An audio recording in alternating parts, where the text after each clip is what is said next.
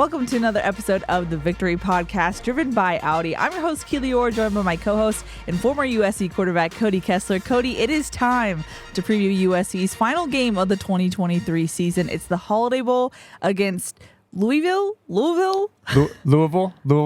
Yeah. I'm sorry for... We were having a discussion off camera about this, and we knew we were going to mess it up. But if it's Louisville, I'm pretty sure it's Louisville if you're from... We're not East Coasters, and that is the disclaimer. We're from California. I've always said Louisville, so I apologize if there's any Cardinals fans that are watching this. Yeah. We're not trying to butcher the name on purpose, but I like it. I'm probably going to say Louisville a lot, so I'm getting that out of the way now. Okay, good. But it's time to preview the Holiday Bowl. That's the easier way of saying it. And just off the bat, so everyone knows, this is going to be a quote-unquote meat and potatoes episode. Yeah. We're doing this kind of in a vacuum. That way, if you just want to get the preview, maybe on your way down to San Diego, you can just hit play on this. It's going to be quick. Hopefully, Cody and I are known to talk. Yeah, hopefully, that's the key word there. But we're not doing any questions. It's just what you need to know before you turn on the Holiday Bowl. So, Cody, I'm excited to dive into this one with you because, to be honest, I don't really know much about this team that USC is going to face. Yeah, and this is kind of what we've advertised this show as. I know we've always gone and done a lot of other things, but this is going to be exactly what you said. This is going to be a preview episode. We're going to go coaching staff, offense, defense, a couple keys to the game, and then kind of our final thoughts on it. So it'll be straight to the point about this last game. I know everyone's kind of looking ahead and getting ready for 2024, but let's finish strong with this game. And like you said, I didn't know anything about Louisville as well until I watched a couple of their games and did my prep the last couple of nights. But it'll be an exciting game. More importantly, we're going to see some fresh faces on the field, guys that we haven't seen a whole lot of this year, get an opportunity to go out and play. But I'm excited for this one. Hopefully the USC fans travel well. No, expectations-wise, we wish it was a little bit bigger of a postseason bowl game and obviously college football playoff and all that with high expectations, which we expect under Lincoln Riley. But at the end of the day, it's still an opportunity to go out and play as a team, especially for some of these seniors that aren't leaving early, that aren't going to the draft and doing all that are playing in this game. You always, especially as a younger or an underclassman, you always want to send those seniors out with a win, right? You always want to do it for them and obviously get some motivation and some momentum going into the following year. But either way, I'm excited. I'm excited for this episode. I'm already talking a lot. It feels like we haven't done a preview in so long. I know. And the bowl games are so weird because it's been over a month since we played a football game, and now we're getting ready to play another one, which feels like it should be spring ball or we should be going into next year. But either way, I'm excited, and I'm excited to see this USC football team play one more time. I mean, to your point, the last time we did a preview episode, it was for the UCLA game, whose DC is now USC's DC. So a lot has transpired in between then. So it's kind of, Lincoln Riley has described it as 1 foot in 2023, 1 foot in 2024. And that's kind of what it feels right now, which is kind of why we wanted to put this episode in its own little column, just in case, if you didn't want to listen, totally fine. If you want to listen, go for it. So either way, we're previewing the Holiday Bowl, Cody. Yeah, I feel like USC fans are torn. And that's how it always is, I think back to bowl games, right? Obviously, I wanted to play in a New Year's Six bowl. I wanted to play in the college football playoff, all of that. But as a player, these games are very important, right? It can be frustrating as a fan, and especially last year. We were a game away from going to the college football playoff, so that was the expectation going into this year.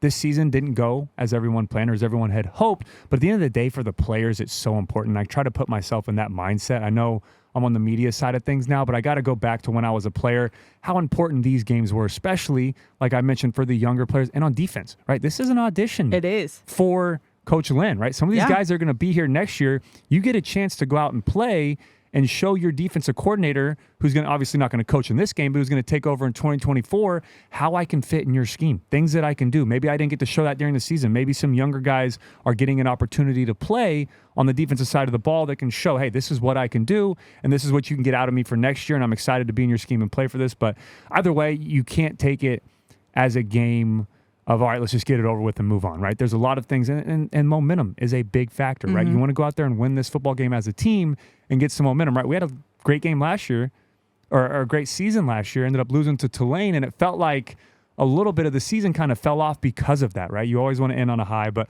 either way, I expect Lincoln Riley to have this team ready to go.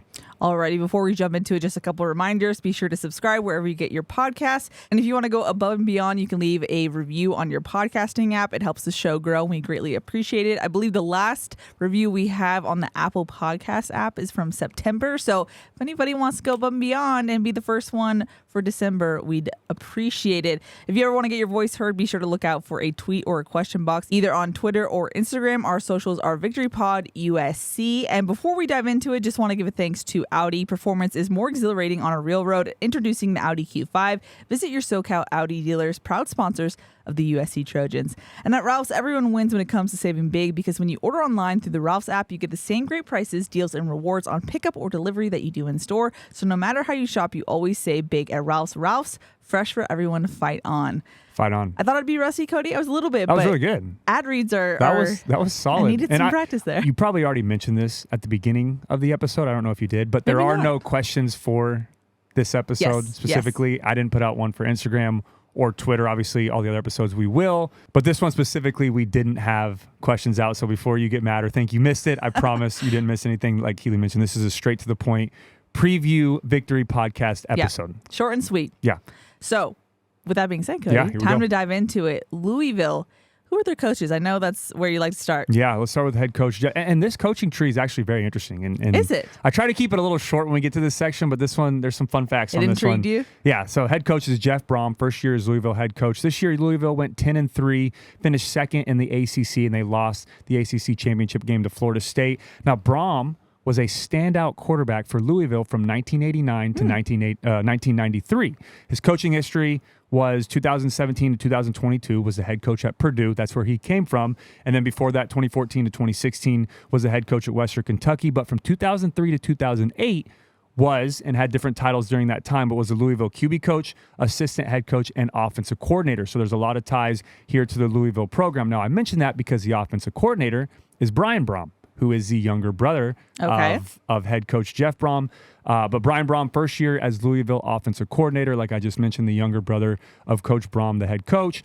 Also a standout quarterback for Louisville from 2004 to 2007. Okay. So this family, and he had offers from Notre Dame, from Tennessee, from Alabama, big-time offers, but chose to stay local, stay home, and go to Louisville. So this entire, and their brother actually isn't a coach, but was a wide receiver at Louisville as well. So this runs deep. It was a huge hire for this community, and you read some of these articles about it, and which is awesome for them. They've had a great first year at Louisville, and he had a great coaching career. Jeff Brom, the head coach at Purdue, and stepped down because he wanted to take the Louisville head coaching job because of the ties they had. And he was a local high school quarterback as well. So the entire family in the community has been a huge staple for Louisville football. So it's been big for them. That's really cool. Coaching history, though, for Brian Brom, like I said, he's a younger brother, hasn't been coaching for a long time, but all of it has been with his brother. In 2016, he was the co-offensive coordinator and QB coach at Western Kentucky. And then 2017 to 2022,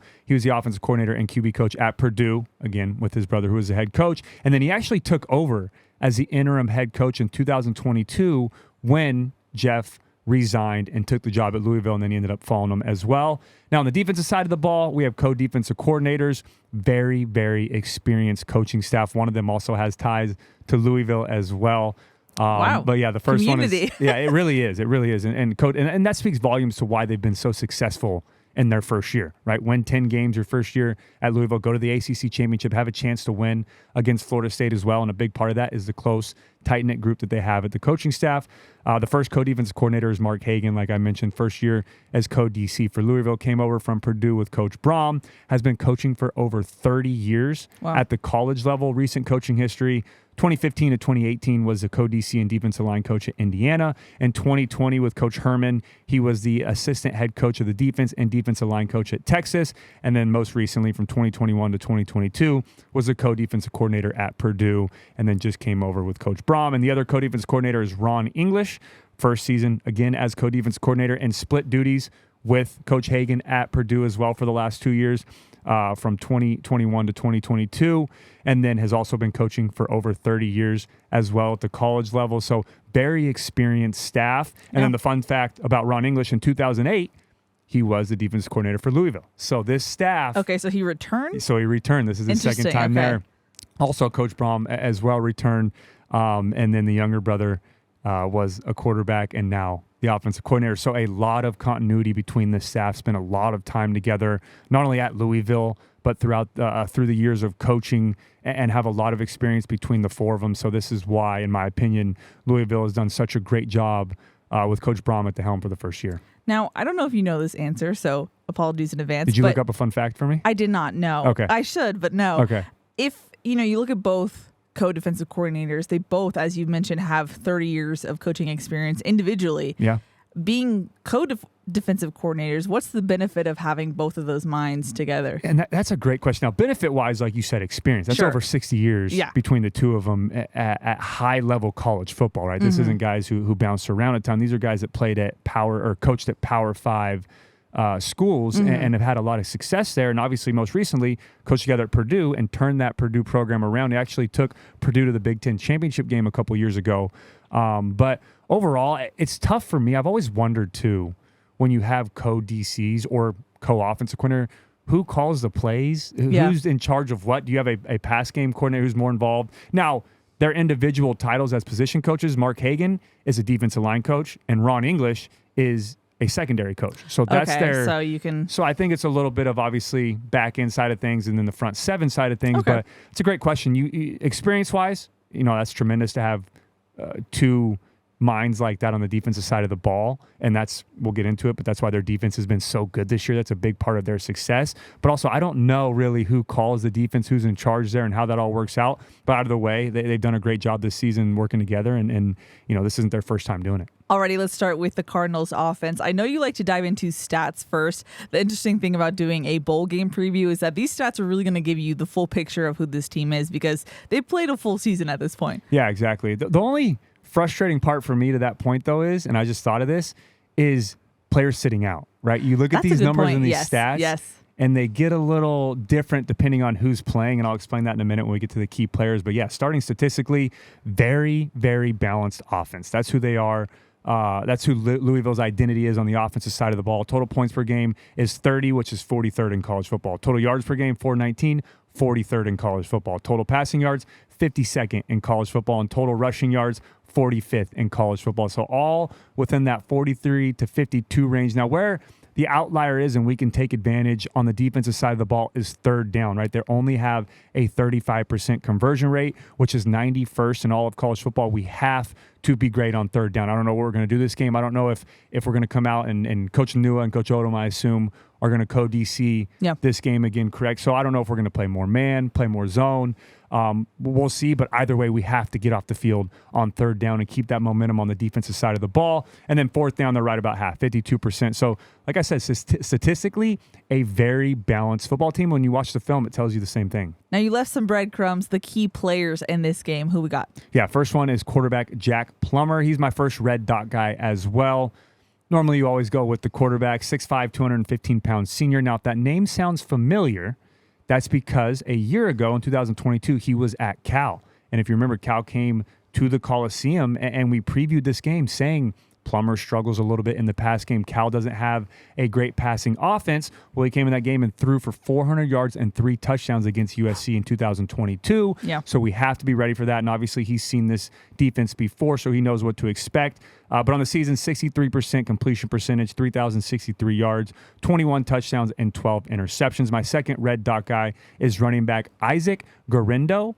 Now, he was their backup running back throughout the year. He has 109 carries, 649 yards, and 8 touchdowns. Also has 17 receptions for 192 yards. But their starting running back, Jawar Jordan, who was really their do-it-all back, declared for the NFL draft. So that's why I say the numbers change a little bit. Yeah. He's not going to be there. The other running back that we can expect to see is a younger player, sophomore Maurice Turner. Not a ton of stats on the year, 50 carries, 250 yards, 5'10", 190-pound running back. So I expect to see both, like I said, Garindo and Turner. Jordan will not be in this game. Now you go to the wide receivers. Why do I say that number changes? Again, wide receiver Jamari Thrash, out for this game. Leading receiver throughout the year, very good football player, but he won't be there, so they're going to rely on some of their younger guys. Wide receiver Chris Bell, 6'2", 225-pound sophomore. The other wide receiver is Kevin Coleman, 5'11", 180-pound sophomore. And their last wide receiver, who's their big playmaker, is Amara Huggins-Bruce, 5'11", 170-pound junior, has 19 receptions, but also has 4 touchdowns off of those receptions. Now, if you're OC Brian Brom, do you find value in Plummer's game against USC from last season, or is it not really comparable? Yeah, I would, because obviously Coach Grinch isn't here, but it's the same scheme. So I would go back, and that's one of those things for me, especially in the NFL. If I played well against the Titans or I played well against a certain team, then I would go back and watch that film, or the Ravens, whoever it may be, when you're in that conference. Okay, I had a couple good games against them. Now, if they have the same staff, let's go back and watch it. And the same thing in college, right? If you played well last year, now it is chess, not checkers, right? Coaches are going to change things. They're not going to go out and say, okay, this guy dominated and we played cover 4 the whole last time he saw us. Let's play cover 4 again. No, you're going to mix up and throw some different things at him and try to get him off his game. But yeah, if I'm Coach Brom and I'm Plummer, I'm going back and watching that Cal tape from 2022, especially because you're going to see the same scheme that USC did in that game. I'm going there and taking some stuff. You may not, have the whole game plan be that, and obviously it's 2 different play callers, so it's going to be different. But yeah, absolutely, that's a great question. I would pull some stuff from that game and say, hey, Jack, what worked well? What did you feel comfortable with going into that week? Do you still have your notes? How'd you prepare against them, and how'd you expose that defense, and use some of that and implement it into your game plan for the Holiday Bowl? Now, as you mentioned a little bit earlier, new defensive coordinator Dan Tinlin will not be coaching this game, which makes sense. One, you don't want to do some rush install, but also you don't want to put this on tape. Hey, future opponents, here's what you can study for the rest of the offseason. No, that's a great point. You're going to keep that under wraps. So, like you mentioned, though, this is an audition for USC's defense. I feel like this will show a lot of maybe not the intangibles, but things that you want in your players. Okay, are you taking this seriously? It's a distracting time right now. Do you have leadership when the roster's kind of in flux right now? I feel like this could be very telling about certain players if they treat it the way that they probably should. Yeah, that's a great point. And also, Coach Lynn, being a younger coach, right? I loved playing for some of those younger coaches because they aren't too far removed from their playing days, right? So they still have that fire. They have the juice. So he's coming out as a leader, right? I mean, again, I think he's only 34. He's young. We said very young. He's coming out looking for players, like you just said, that are leaders, that are physical, that want to be there, that want to dominate, that want to show what they can do, and also show that they can make an impact on his defense the following year. And it kind of sends me back to the Las Vegas Bowl that I played in my sophomore year, right? We finished that season. Started out with Coach Kiffin, ended up getting fired. Then Ed Ogeron takes over. They let him go before the bowl game, and then they hire Steve Sarkisian. And then Coach Helton coaches the bowl game, but Steve Sarkisian at that bowl game was sitting up in a booth watching everybody. And Coach Sark recruited me, so he kind of knew who I was already. But at the same time, I felt that way. I felt this is an audition. Yeah. Coach Sark, and I played well. We ended up winning 10 games. Didn't jump off the stat sheet this that is your sophomore year, This is my sophomore year, my first year starting, when I was still splitting reps at the beginning of the year. But I knew I've got to make a great impression for Coach Sark and give myself a leg up on the competition going into next year when he's the head coach. And that's the same thing for these guys. You've got to go out there. You've got to perform. A very good Louisville offense, very balanced football team, a little bit reminiscent of what we're going to see in the Big Ten. They're not a huge run and gun, throw the ball 60 times like we've seen in the Pac-12. So you can show what you can do against an offense like this, and obviously give Coach Lynn some ideas of where he can play you in the next year. Well, in that sense, you kind of painted the picture, but what are we to expect from this offense? Yeah, and it's a spread offense. That's kind of the MO for everybody, right? And some teams change that up, but it is a spread offense, but it's got pro-style characteristics to it. What I mean by that is what I just said. They're not going to come out and be air raid. They're not going to throw the ball 70 times a game or be a run and gun. Very balanced. They just do everything out of shotgun, right? They'll put Plummer under center here and there, but majority of the time you're going to see shotgun, and it's throw the ball 50 times, run the ball 50 times. They use a ton of play action. They love downhill runnings. They don't use zone read. You're not going to see Plummer use his feet, take off and run like we see with Caleb, where it's an RPO where he'll pull it, run, and then flick it out to Lake McCree or flick it out to Zachariah Branch. You're not going to see that with Plummer. He's a pocket passer, a pro-style type quarterback, if you will, 6'5", 225 pounds, doesn't like to run around a lot. That's where we can take advantage on the defensive side of the ball, though, is get pressure on Plummer, force him out of the pocket, force him to be uncomfortable. He missed a lot of throws in the ACC championship game, trying to make throws on the run, trying to make plays with his feet, and it got him off of sitting in the pocket, being able to pick defenses apart. So overall, like I said, spread offense, but it's going to be very balanced. Expect it to be a more pro-style type offense. And one more key that I have is we have to be ready for pre-snap motion, something that we struggled with this season, and also post-snap play action, misdirection. They do a great job of sprinting to the right really quickly and then throwing a screen back to the left. Think Colorado, where they'd send 4 guys to one side, throw a tight end screen to the left, right? They had a great play on 3rd and 12 against Florida State, sold the play like it's going right, threw a running back screen back to the left, had a huge explosive play. So you have to be ready for pre and post-snap misdirection, but this game's going to come down to gap integrity, getting pressure on the quarterback, and being disciplined, playing disciplined, fundamentally sound football. Which is going to be a test considering there's a lot of influx right now for USC's defense, and probably in Lincoln Riley's previewed, a lot of new faces getting their number called next Wednesday. It's going to be an interesting night in that sense. That's so weird to say Wednesday, too. I know. You said Wednesday. I'm like, wait, no, Saturday. Right. Wednesday. But bowl season. Yeah. But it is, and that's a great point. And we talked about this before we started recording. It's so weird now, and you want to talk about, all right, build momentum. Yes. But who's going to be here, right? Like it's not like 5-6 years ago or 10 years ago when I was here. All right, we're playing maybe a couple guys will transfer here and there, which was a lot more unheard of. Yeah. But you're playing with the younger underclassmen and juniors that aren't leaving early that we're going to be here next year. This is a little bit of a glimpse into the future. Nowadays, it's tough because there's guys going to the portal. There's guys maybe even that playing this game that still might leave, that still might be in that second wave of transfer guys, new faces that are going to be coming in. So it's crazy. And if you just look from this year to last year on the defensive side of the ball, so many new faces. But like you said, either way, if you're a player that wants to compete and you know you're going to stay here and you're going to be here for next year, you got to go out and put good stuff on tape for Coach Lynn and this defensive staff to see what they're going to be working with. All right, any final thoughts before we get to the defense? No, just last thing I'll say, and just be ready for crossing routes on 3rd and short, and this kind of leads into my last point. Have to win on 3rd down. Louisville struggled on 3rd down. A huge part of that game in the ACC championship where Florida State won the game was on 3rd down. Forced Louisville to get in 3rd and long situations, and they weren't converting.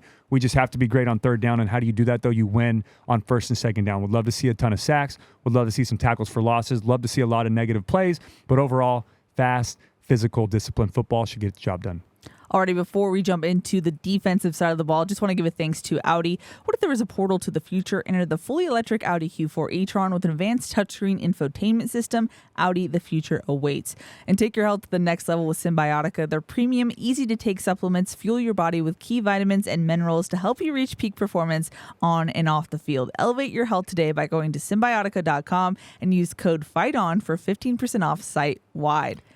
Perfect and fight on. Wow, the rest. Great. Rest is probably what I needed. That was 2 perfect wild ad reads. You did both of them. And so everyone knows, that was one take. That's one crazy. Take wild. For both of them. Look at what happens when I'm not sleep deprived. I know, right? We finally got Thanksgiving, got some rest. Season was over. We got some time with friends and family. No, I agree. I'm with you on that one. Now, over to the Cardinals defense. I feel like it's notable to say that we learned from head coach Lincoln Riley that quarterback Caleb Williams will not be playing in this game. Neither will Marshawn Lloyd be playing as well. They both, I was about to say they both declared for the draft, but only Marshawn Lloyd declared for the draft. We haven't, as of the recording, heard from Caleb Williams, which is interesting. Maybe he's just going to go off into the night and not say anything. I'm not going to speculate because I don't know if we can, but we know. Yes. Well, I will say, though, we talked about this before. We're getting a little sidetracked. I'm not going to speculate. Immediately speculate. I'm not speculating because it's been said on record about the GQ, what his dad said about maybe he's waiting to see who the first pick is. Maybe he may think, hey, I don't want to go there. I'm coming back. Lincoln, here I come. Like, who knows? I mean, I don't obviously want to get Trojan fans' hopes up. I would assume rightfully so, and we've talked about this before. It's nothing new. Presumably the number 1 overall pick. Got to do what's best for your family. I know the NIL is a big thing, but you've got to think signing bonus, longevity, health, and all that. The faster you can get in the league, sometimes the better, because as you get older, they try to replace you. But overall, I wouldn't be surprised if he declares for the NFL draft. But again, like you said, we don't know yet. So who knows? Let's say it's like a 99% to 1% chance that he comes back. 99 so being he leaves. So you're saying there's a chance? So you're saying there's a chance. But yeah, on the defense side of the ball, Louisville, and that means it's Miller Moss time. Right? It's Miller time, yeah. This is a very good defense. This is a big reason of why they were 10-3 this year. Again, 2 really good experienced co-defensive coordinators. But total points allowed, only 19 points per game, which is 20th in college football. Total yards allowed, only 307. 16th in college football. Total passing yards allowed, this is where you can, I guess, expose them a little bit. 205 yards per game. This is their weakest point, but still 37th in all of college football. Hello. And then total rushing yards allowed, just over 100 yards, 12th in college football. They do a great job there. And then where they really excel, and it's going to be so important. I just said this for Louisville's offense against USC's defense. Third down, you have to win. Equally, if not more important, for USC's offense going against Louisville's defense, we have to win on third down. 27% conversion rate for their opponents throughout the year, which is 6th in college football. They do a great job, and they also back it up on fourth down, giving up only 41% as well. So we have to win on got-to-have-it situations, and what I mean by that is third and fourth down. But overall, a very good Louisville defense, especially when you look at the stats. 100%. Now, when it comes to their key players, are they like, I guess, every bowl team where they're going to be missing some key guys? I don't know. Now, take this as you will. I did as much research as I could last night. From what I saw, and this was like a tweet. It's hard to keep track. From a day ago, the only two players that are going to be missing, which I feel like there would be more, but from what I saw, and I did countless hours of looking up on Twitter, looking up online. I look like you're frantically typing right now to see if you can find anything. No. But these are the guys that I would assume are playing, that I saw that are playing. Now, if that has changed since then, I apologize. But like you said, these are the guys that said that they're playing. So I'm going off of that. If they don't, and it's a game time decision, or guys going up to the bowl game, again, we're still a week out, so we'll see what happens.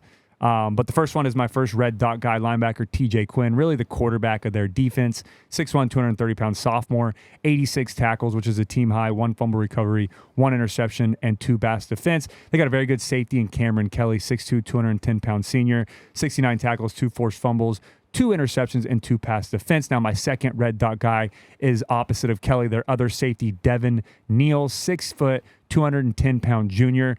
Do-it-all player back there, right? Does a great job of really being physical in the run game, but he's very good in pass defense as well. 67 tackles, 1 fumble recovery, 6 pass defense, and 4 interceptions as a safety, which is a very good job. And a big part of that is they're not afraid to play man-to-man. So you'll see him cover some of our tight ends. I wouldn't be surprised to see him on Lake McCree, see him on some of the tight ends, Jude Wolf as well, in some passing situations. Now, another good player they have is linebacker Jalen Alderman, 6'1", 230-pound junior.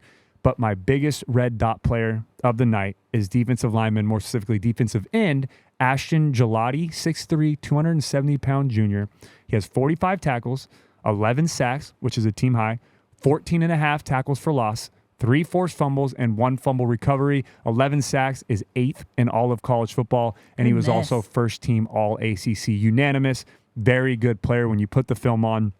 Very physical, and he does a great job of getting after the quarterback, but he's also very involved in the run game. Does a great job of creating havoc, being very gap responsible, does a great job, swim, move, physical. He has it all as a pass rusher, and he did announce that he's coming back for his senior season. So unless he doesn't want to play in the Holiday Bowl, I would expect to see him play, and that's kind of what everyone's thinking right now. And then the last guy I have is their best coverage player is cornerback Quincy Riley, 6 foot, 185-pound junior, 45 tackles, 7 pass defense, 2 interceptions. I expect him to shadow.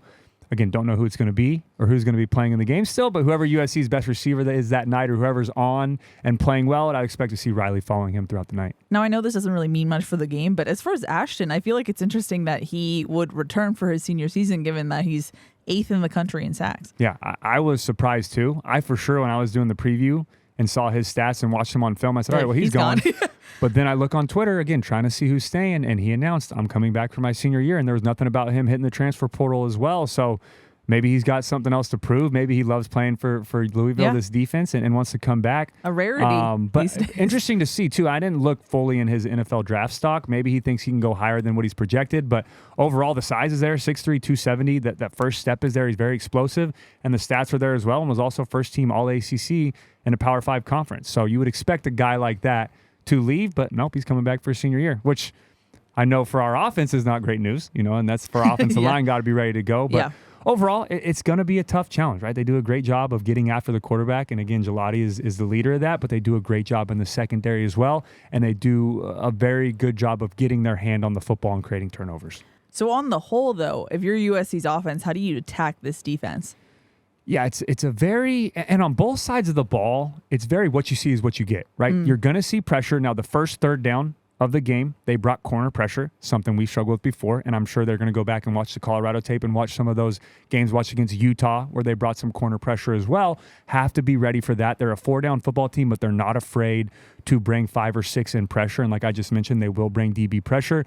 Played a good amount of too high against Florida State, but they also did a great job of mixing it up, and they didn't try to hide it a lot. They would come out, press man-to-man, one high safety, and say, this is what we're going to play, and have a whole player, and what I mean by that, a linebacker reading the quarterback's eyes in the middle of the field. I would expect to see the same thing, right? This is who we are. We're not going to change up a ton going against this offense. And also, it's going to be tough to game plan against Miller Moss when you've never really seen him get a full game, right? They've seen glimpses of it.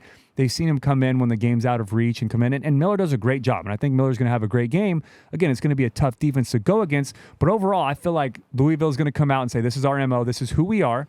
And this is how we're going to play, and then we're going to adjust as the game goes on. But I would expect to see a lot of pressure. When you have a quarterback, and I'm not saying a younger quarterback, it's not like Miller's a freshman, but a quarterback making their first collegiate start, I would expect to see Louisville light them up a little bit in the first half and try to get them uncomfortable and bring a lot of pressure. And USC's offensive line throughout the season has struggled a little bit when it comes to protecting Caleb as well. So overall, again, just have to be balanced. They do a great job of stopping the run. So it's tough to say, hey, establish a run early, but you have to, especially with Miller making his first start, you want to have a balanced attack. You don't want to force Miller to have to go out and throw it 50, 60 times a game. Yeah. Or hey, you know what? Maybe you do. Maybe Miller said, hey, give me the rock. Let me go out there and sling it around. And Coach Riley's feeling confident. And that may be what this game comes down to, is they're going to stop the run, and Miller's going to have to throw it all over the field. But again, Louisville doesn't put up a ton of points, so I wouldn't expect it to be a shootout, if you will. But overall, again, you have to win on third down, have to be balanced, play complementary football, and if it comes down to it, Miller Moss is going to have to get things done with his arm. The nice thing, though, is that Austin Jones will be playing in this game, and that's a veteran presence for Miller Moss. And that's a huge comfort thing for Miller as well. And to your point earlier, if what you see is what you get with this Cardinals defense, maybe easier on Miller Moss in that sense? Yeah, the only tough thing for him is going to be, and if I'm Miller, I'm coming out expecting too high.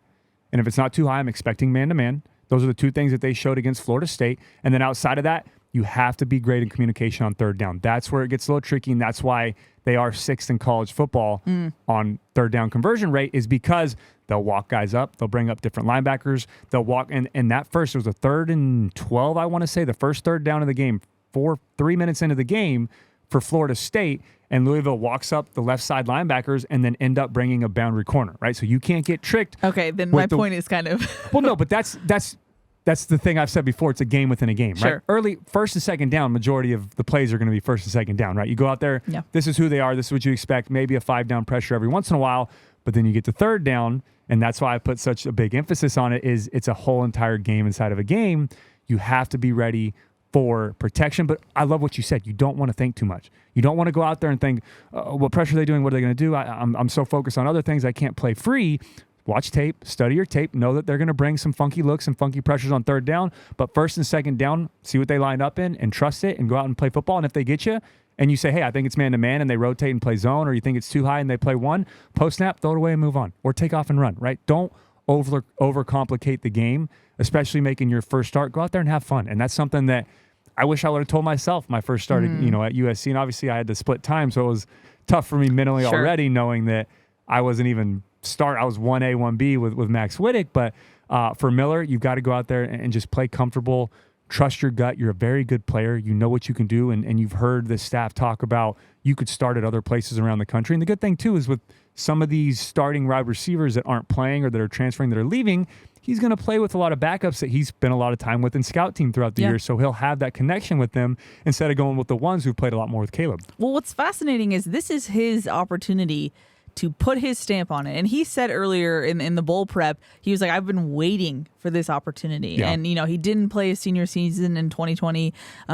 This is kind of the shot if you're Miller Moss. And is it a good thing or a bad thing that you've had this long to prep for this game, Cody? Do you get in your head at all, or are you like, you have been watching film for weeks? Yeah, it's. I think the good thing about it is that he has played before, right? So obviously, he going all the way back to 2021, he did play, got a little bit of action against Cal when Jackson Dart got hurt. He got to play some of that game. So it was, I hate saying meaningful time. I mean, I guess people could use that however they will. Just when the game's out of reach, but that was a game where it was meaningful time. Outside of that, it's been all against Rice last year. I think Colorado last year as well when the game's out of reach. A couple games this year. Stanford. Early on, Stanford, Nevada, San Jose State. So that'll help him prepare for this, but this is going to be, it's a different beast, right? Yeah. Your first start, you're getting the 1 reps all week at practice. You're the guy, you're the big man on campus. You're QB1.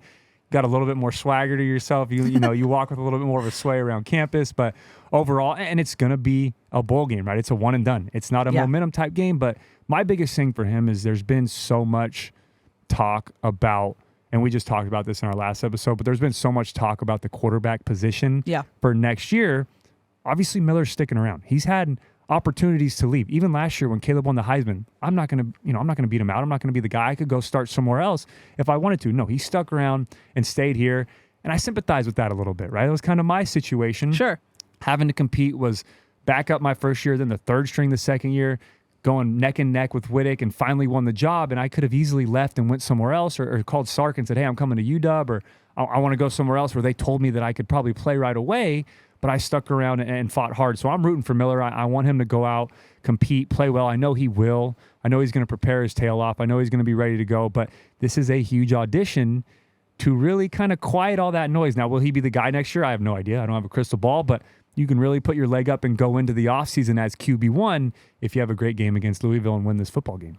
Now, this is kind of random, but we don't think of Miller Moss as like a mobile quarterback per se, but I do remember at some point in the season he had like more rushing touchdowns than Caleb did. Oh yeah, I think Stanford he had like a 30-yarder or something. He had some moves. Or maybe one of the games he did. He broke like a 20-30-yarder, and I think he ran someone over in the end zone as well. But that's a good point. Do you use that? Yeah, but that's to your point. Like I don't.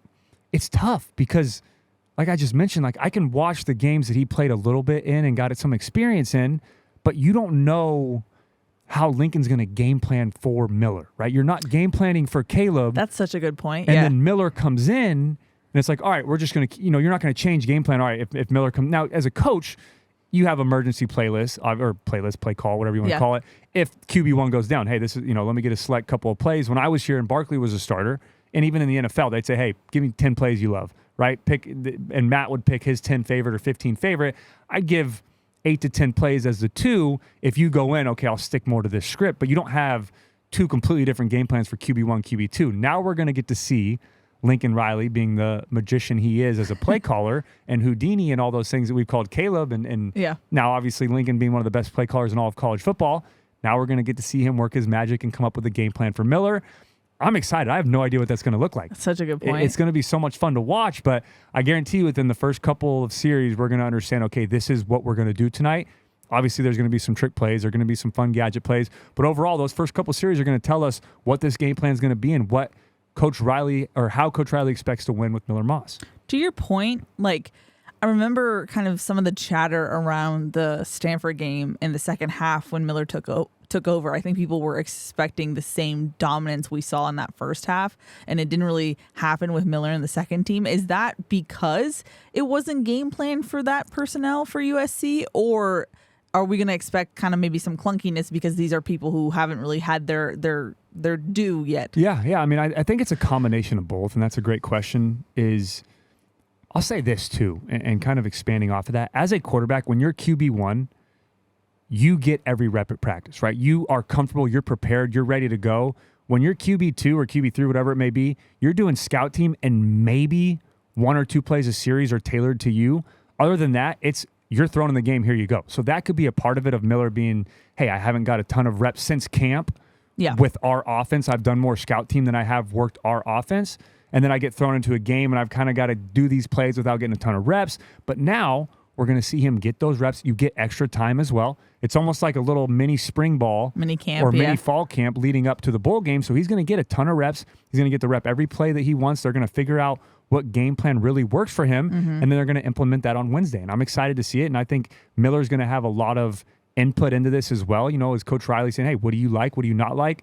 This is what we did with Caleb. Do you want to use some of these? Do you want to mix it up? Now, obviously, Lincoln will have the final say on the call sheet and the game plan and everything, but Miller isn't a true freshman who's deer in the headlights getting thrown in there. Sure. He's had experience. He's played in this offense. He can communicate with Lincoln, and I always love to say they can speak each other's language within the offense, right? When you play for a new coach, you get in there, the terminology and all that may change, but Miller's been here long enough to where he can work hand in hand with Lincoln, and I'm excited. I can't wait to see what game plan they come up with for the offense. And again, I expect a lot of Austin Jones. I expect a lot of if that's not working, I expect a lot of passing from Miller. But it's going to come down to Miller and these wide receivers, I think, to get the job done on Wednesday. All right. Any final thoughts on USC's offense and who they're going to face on defense? No, I'm kind of previewing our keys to the game a little bit here, but my final one is, and it's just so important. I'll say it throughout the entire show.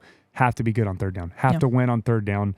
And the biggest part of that is winning on first and second down. We can't have negative plays. We can't set ourselves up for 3rd and 15, 3rd and 12, 3rd and 10 plus all night long, or it's going to be very difficult, especially for a guy making his first start. So win on first and second down. Miller Moss, go out there, cut it loose, man. Have fun.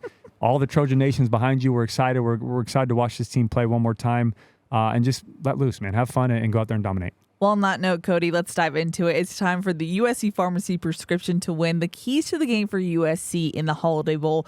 First one is a statement. It's Miller time. It is Miller time. That's why I put all exclamation points as well. And we just talked about it on this episode. But Louisville's defense does a great job of stopping the run, allowing just over 100 yards per game, which is 12th in all of college football. So in my opinion, it's going to come down to Miller Moss and these USC wide receivers on the 27th to get things going. My biggest message to Miller, though, is go out and have fun. You don't have to try to fill Caleb Williams' shoes, right? Just be yourself and run this offense like we all know that you can and make a statement for yourself at the QB position going into next year. The second key to the game, USC's offense must win on third down. Yeah, Louisville is ranked 6th in all of college football for third down defense, only allowing a 27% conversion rate, which is very impressive. We have to be able to extend drives and win on third down to keep the momentum and really tire out this Louisville defense. And the best way to do this is to win on first and second down so that we can set ourselves up for third and manageable situations and not get caught in third and long. Now the third and final key to the game, play fast and physical on defense. Yeah, look, I know there's been a lot of conversation around this USC defense this year, and there's been some highs, there's been some lows, and the players and the coaches have owned up to it, but I'm at the point now, let's put that behind us, right? We have one more opportunity to go out there and play USC football. Let's go out, play fast, play physical. Let's fly around. Let's hit people in the mouth. Look, I don't care if you make a mistake, as long as you're given 110% and making that mistake at full speed. That's what I want to see. And also, this is a great opportunity to treat this as an audition for Coach Lynn, your new defense coordinator, who'll be there watching. Alrighty, Cody. Well, as we mentioned, it's a short and sweet episode, so we just got to wrap it up. Final thoughts. I mean, it's been an interesting season. This game in particular is simultaneously like it feels right. Yes, the end is here, if you will. Yeah. But also like there's been so much time off that it's kind of I'm almost in 2024 already. It's a weird mix of kind of surrealness for me right now. Yeah, absolutely. And for me, it's that weird point, like you said, to where there's such a long break, and we also played week 0. So we missed a whole week of college football because we finished earlier than everybody else. With like 9 games straight. Yeah. So you're just in this grind and then you're just off. Yeah, but either way, I'm excited. Like I said, I know a lot of fans are already looking to 2024. Let's still show our support for this team. There's younger guys that are getting opportunities. There are guys that didn't play a whole lot this year. They're getting a chance to play in front of their friends and family to show what they can do for an audition, if you will, on both sides of the ball for the upcoming season going into the Big Ten. So yes, I'm with you. It's tough not to look ahead. You start seeing the Big Ten logo. You start seeing all of that. But at the end of the day, it's still one more chance. And these guys work so hard all the way back to last spring. They put everything they had into this football program. Let's go out there. Let's support them. If you can make it down to San Diego, great. Let's go show up in person. But either way, tune in, watch these guys go play. And I'm excited for one more chance of USC football on the 27th. And also, we didn't say at the beginning of the show, but we probably won't see you until after the game.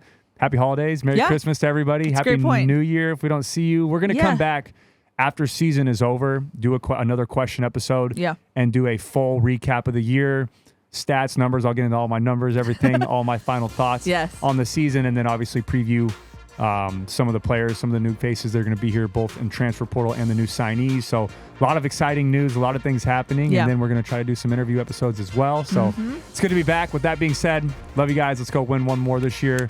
Fight on. I'm out. Alrighty. I'm not used to wrapping it up this early. I'm used to us talking for hours. I will say, I said I'm out, but I'm not. I missed, disclaimer, I missed the 2-minute, Cody 2-minute, 4 minutes, 6 minutes. It's okay. But we'll get back to that. So I'm fine. Again, don't worry. Fight on. Love you guys. I'm out. I'm done now. Alrighty, like the man said, we are out. This was our short and sweet meat and potatoes episode, so hopefully you enjoyed it. Glad to be back. Glad to be podcasting with you, Cody, as always. But that's going to wrap it up. That's Cody. I'm Keely. We'll see y'all next time.